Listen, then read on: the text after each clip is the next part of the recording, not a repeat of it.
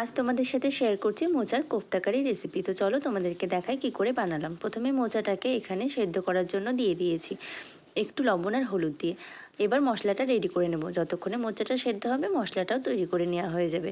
প্রথমে নিয়েছি জিরে, আদা, কয়েকটা কাঁচা লঙ্কা, কিছুটা চারমগজ, কয়েকটা কাজু বাদাম আর নিয়েছি একটা ছোটো মাপের টমেটো।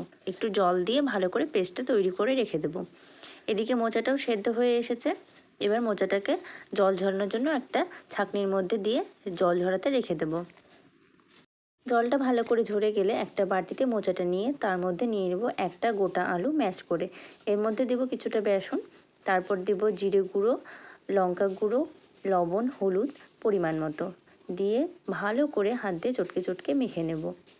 এবার কড়াইতে তেল গরম করতে দিয়ে দেব। তেলটা গরম হয়ে গেলে বড়াগুলো সব ভেজে নেব। সুন্দর লাল করে এপিট ওপিট ভালো করে ভেজে তুলে রাখবো। বাকি তেলের মধ্যে দিয়ে দেব শুকনো লঙ্কা, গোটা গরম মশলা আর জিরে ফোড়ন। ফোড়নটা ভাজা হয়ে গেলে আগে থেকে রেডি করে রাখা মশলাটা দিয়ে ভালো করে কষিয়ে নেব। এই সময় পরিমাণ মতো লবণ, হলুদ আর লঙ্কা গুঁড়োটাও দিয়ে দেব। মশলাটা সুন্দরভাবে কষানো হয়ে গেলে তেল ছেড়ে আসলে 1 চামচের মতো টক দই দিয়ে ভালো করে মশলার সাথে মিশিয়ে নেব। এই সময় সামান্য পরিমাণে চিনিও দিয়ে দেব যাতে টেস্টটা সুন্দর হয়। এবার মশলাটা সুন্দরভাবে কষানো হয়ে গেলে এর মধ্যে গ্রেভির জন্য জল দিয়ে দেব।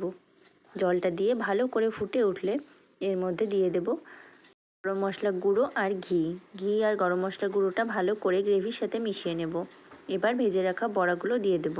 বড়াটা খুব একটা আগে দেব না যাতে ভেঙে না যায়, সেই জন্য নামানোর কিছুক্ষণ আগে বড়াটা দিয়ে একটুখানি ফুটিয়ে নিয়েই নামিয়ে নেব। তো এইভাবে আমি রান্না করেছিলাম মোচার কোফতা কারিগুলো।